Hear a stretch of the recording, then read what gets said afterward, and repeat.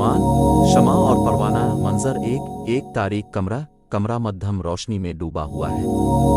दरमियान में एक छोटी सी शमा जल रही है जो धीरे धीरे टिमटिमा रही है। कमरे की अशिया के साए शमा की रोशनी से झूम रहे हैं।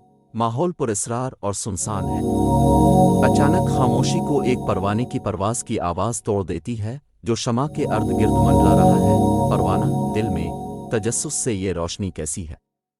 इतनी दिलकश, इतनी नर्म, लेकिन फिर भी मुझसे दूर क्यों?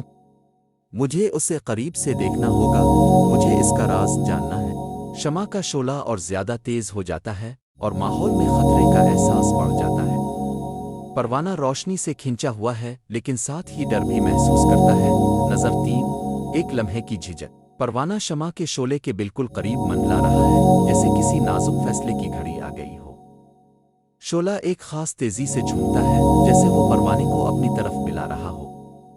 कमरे में सनसनी फैल जाती है। परवाने के दिल में कश्मकश जारी है। परवाना, इस्तिराब में, क्या मैं ये खतरा मोल ले सकता हूँ? क्या मैं इस शोले को छूने की जुर्रत कर सकता हूँ? अगर मैं जल गया तो क्या होगा? मगर अगर न छुआ तो क्या मैं हमेशा इस हकीकत से महरूम रहूंगा? शमा का शोला और ज्यादा चमक उठता है, जैसे परवाने को फैसला लेने पर मजबूर कर रहा हो। माहौल में एक अजीब सी खामोशी है, जैसे फिजा भी सांस रोक कर परवाने के फैसले का इंतजार कर रही हो। मंजर 4, छलांग। परवाना आखिरकार अपने दिल की सुनकर शोले की तरफ एक फैसला कुन हरकत करता है। परवाने और शोले का मिलाप अचानक और शदीद होता है, जैसे पूरी कायनात एक लम्हे के लिए रुक गई हो। परवाना इदराक के साथ में खो गया। मगर मैंने हकीकत पाली। शोले और परवाने के मिलाप से एक शदीद रोशनी फैलती है। कमरे में एक लम्हे के लिए हर चीज मुंजमद हो जाती है। शोला फिर से नॉर्मल हो जाता है, हल्का हल्का टिमटिमाना शुरू कर देता है और परवाना गायब हो जाता है। मंजर 5, तब्दीली। शमा का शोला दोबारा पुरसुकून और नर्म हो जाता है, जैसे कुछ अजीम वकूअ पजीर हो चुका हो।